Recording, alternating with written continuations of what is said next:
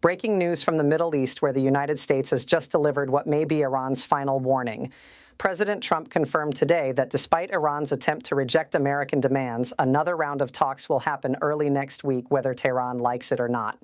And make no mistake, this isn't a negotiation between equals. This is the United States of America dictating terms to a regime that has exactly two choices: comply with zero uranium enrichment or face the full might of American military power already positioned in the Gulf. Let's break down how the United States is systematically cornering the Iranian regime into submission. On Thursday, February 6, 2026, American and Iranian officials met in Muscat, Oman for approximately 8 hours of indirect talks mediated by Oman's Foreign Minister Badr al-Busaidi. But here's what the mainstream media won't tell you. These weren't negotiations. This was the United States laying out non-negotiable demands while Iran desperately tried to avoid another American bombing campaign. President Trump himself confirmed later that day the talks went very good, and why wouldn't they? The United States arrived with a massive armada positioned in the Arabian Sea, with Admiral Brad Cooper, the head of U.S. Central Command, attending in full military uniform. That's not diplomacy. That's a threat with a smile. Trump's special envoy Steve Witkoff and his son-in-law Jared Kushner led the American delegation that day. Iran sent Foreign Minister Abbas Araghchi. The power dynamic couldn't be clearer. America sends the president's family and top military brass. Iran sends a foreign minister who knows his regime's survival depends on this outcome. Trump's statement on Thursday evening was crystal clear when he told reporters aboard Air Force One, "We're going to meet again early next week, and they want to make a deal, Iran, as they should want to make a deal. They know the consequences if they don't. They don't make a deal. The consequences are very steep." Notice the language, not "we hope to reach an agreement," not "both sides will work together." Trump said Iran should want a deal, and they know the consequences. That's the language of power, not partnership. The timeline is now set. Early next week, possibly Monday or Tuesday, February 10th or 11th, Iran will return to face American demands again, not because they want to, but because the USS Abraham Lincoln is sitting off their coast with enough firepower to level Tehran.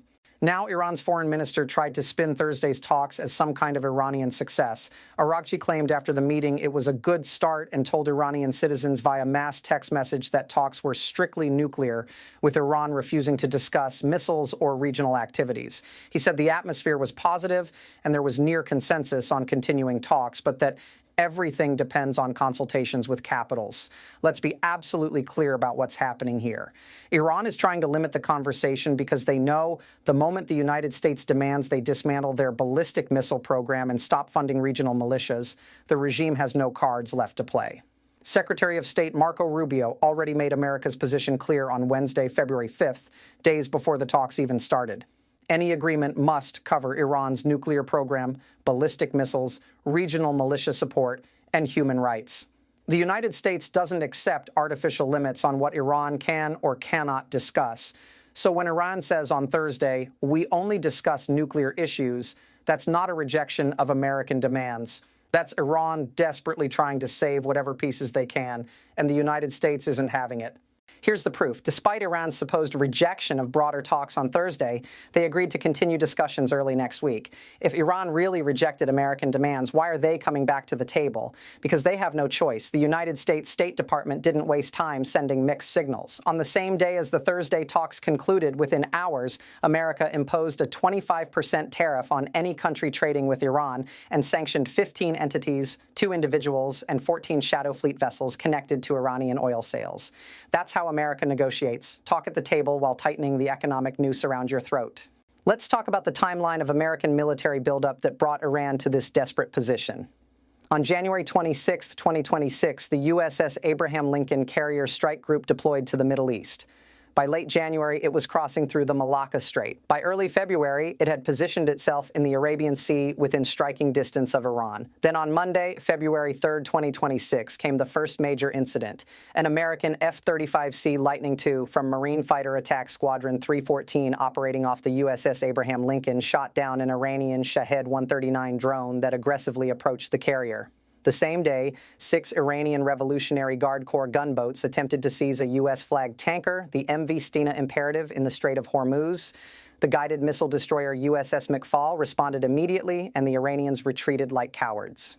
That Monday incident sent a clear message: get too close to American forces and you'll be destroyed. By Thursday, February 6th, when talks began in Oman, Admiral Brad Cooper's presence at those talks wasn't ceremonial.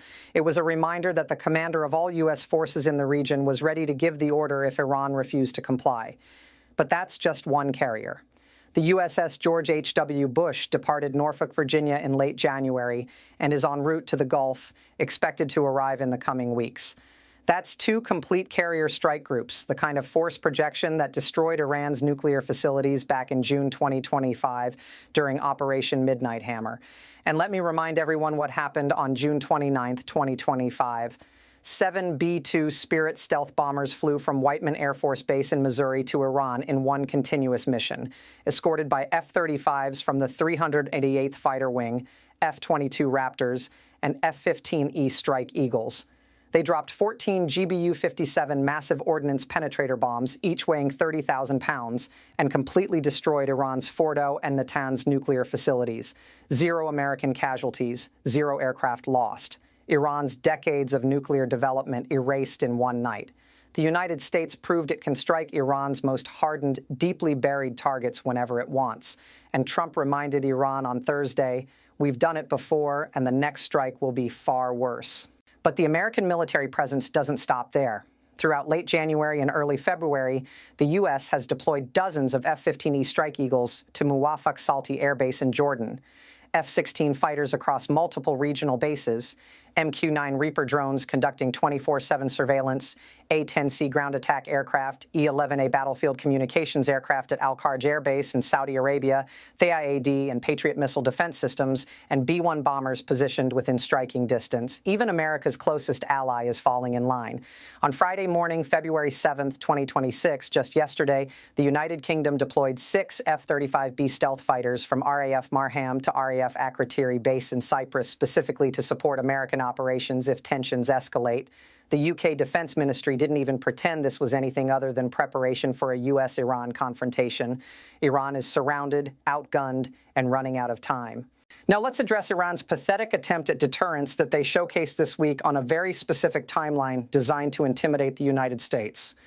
On Wednesday, February 5th, 2026, the same day the last U.S.-Russia nuclear arms control treaty called New START officially expired, Iran announced it had deployed its Khorramshahr-4 ballistic missile to underground missile cities.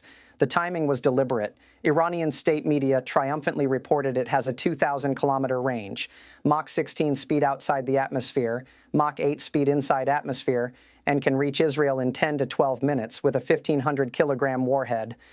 IRGC officials claimed this showed Iran would never surrender its military capabilities during negotiations. Then came Thursday's talks in Oman, and when those concluded without Iran getting the limited scope agreement they wanted, Iranian state television on Thursday evening aired footage of IRGC Navy Commander Alireza Tangsiri appearing inside extensive submarine missile facilities.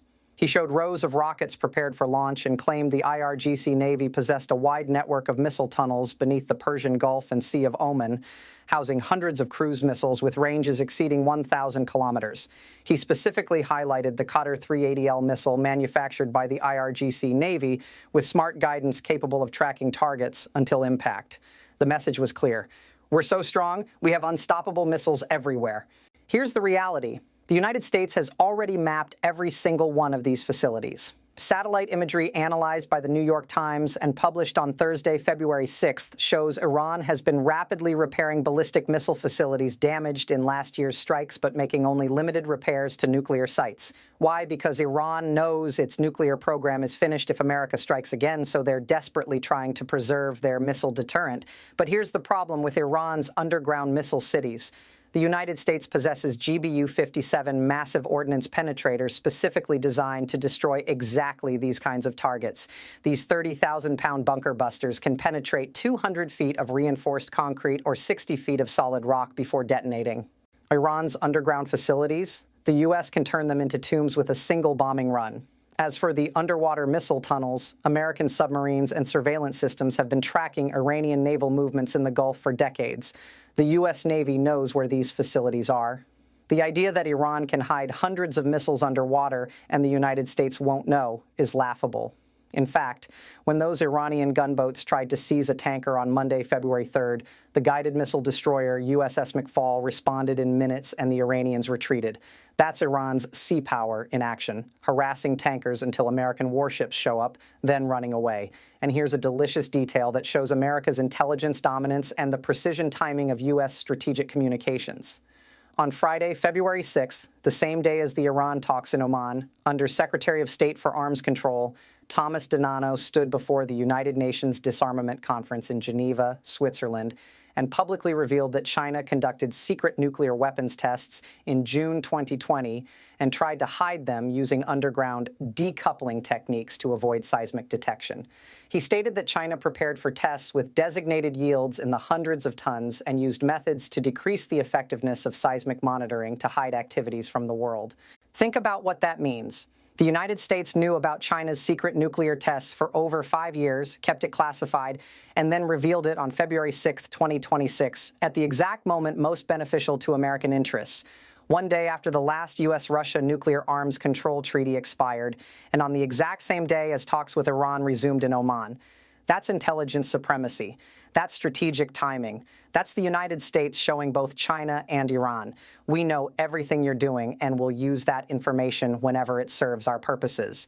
The message to Iran sitting in those Oman talks on Thursday and Friday is unmistakable. We knew about China's underground nuclear tests that they tried to hide for 6 years. You think we don't know about your underground missile cities? So let's bring this all together with the timeline and explain exactly what Iran faces in the coming days. The Iranian regime is desperately trying to thread an impossible needle. They want to keep enriching uranium, keep their ballistic missile program, keep funding Hezbollah, the Houthis, and Iraqi militias, avoid American military strikes, and stay in power despite massive protests that killed hundreds of demonstrators in late December and January. Here's the problem. The United States will not allow Iran to have any of those things except staying in power, and even that's conditional on complete compliance. White House Press Secretary Caroline Leavitt made the American position clear on Thursday, February 6th, during her briefing. The president has obviously been quite clear in his demands of the Iranian regime. Zero nuclear capability is something he's been very explicit about. Zero, not reduced enrichment, not civilian nuclear energy only. Zero nuclear capability. Iran can either accept that demand or the B-2 bombers will make that decision for them. Secretary Rubio added on Wednesday that talks must include Iran's missiles, regional activities, and human rights record. Iran says on Thursday, no, only nuclear. The United States says we're not asking, we're telling. This isn't a negotiation between two equal parties trying to find middle ground. This is the world's most powerful military telling a regional power, comply completely or be destroyed. And Iran knows it. That's why despite all their bluster on Thursday about only discussing nuclear issues and maintaining our defensive capabilities, they agreed to meet again early next week, probably Monday or Tuesday, because the alternative is watching American bombs fall on Tehran.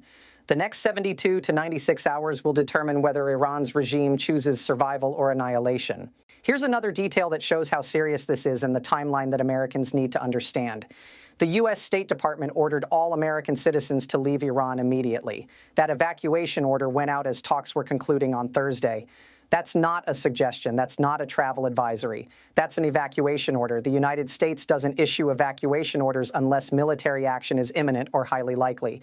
This is the same kind of warning the U.S. gave in late June 2025 before Operation Midnight Hammer. Trump is giving Americans time to get out before the bombs drop. That's not fear. That's preparation.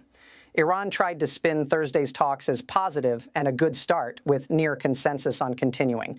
But if everything went so well, why did the United States immediately evacuate its citizens? Because America is preparing for the very real possibility that when talks resume early next week, possibly February 10th or 11th, Iran will refuse to comply with the demand for zero nuclear capability. And when that happens, the military option isn't just on the table, it's locked and loaded. Trump's statement on Thursday that the next strike would be far worse than last June isn't a bluff. The United States has already demonstrated it can penetrate Iran's air defenses, destroy hardened nuclear facilities, and fly home without a scratch. The only question is whether Iran's regime values survival more than their nuclear program and missiles, and Trump is giving them until early next week to decide. That's roughly 4 to 5 days from now. So here's where we stand on Friday evening, February 7th, 2026. The United States has surrounded Iran with overwhelming military force that arrived throughout late January and early February. America destroyed their nuclear facilities 7 months ago on June 29th, 2025. U.S. intelligence exposed their underground deterrent as worthless through satellite imagery published on Thursday. American citizens were evacuated on Thursday, and Trump told Iran's regime on Thursday, "You have until early next week, probably Monday or Tuesday, to accept zero uranium enrichment, ballistic missile dismantlement, and complete compliance with American demands." Iran can claim they reject whatever they want, but they're still coming back to the table on February 10th or 11th, which tells you everything you need to know about who's actually in control. Trump isn't bluffing. The armada that arrived in late January is real. The bunker busters that destroyed Fordow on June 29th are ready. The B-2 bombers are fueled. The UK deployed 6 F-35s to Cyprus yesterday on February 7th. And unlike previous administrations that talked tough but never followed through, Trump already proved on June 29, 2025, he'll order the strike. Iran's regime has two options as they head into early next week's talks: obey America's demands and survive, or reject them and be destroyed. There is no third option. There is no middle ground. There is no Iran gets to keep some enrichment compromise. This is American power at its peak. This is what happens when the world's strongest military backs up diplomatic demands with real force. Iran rejected American demands on Thursday, February 6th. On Monday or Tuesday, February 10th or 11th, they'll be back at the table. And by the end of next week, they'll either sign a complete surrender disguised as a nuclear agreement, or they'll be watching their military infrastructure burn. The choice is Iran's. But the outcome is already decided. America wins. Iran complies or dies. That's the only story here.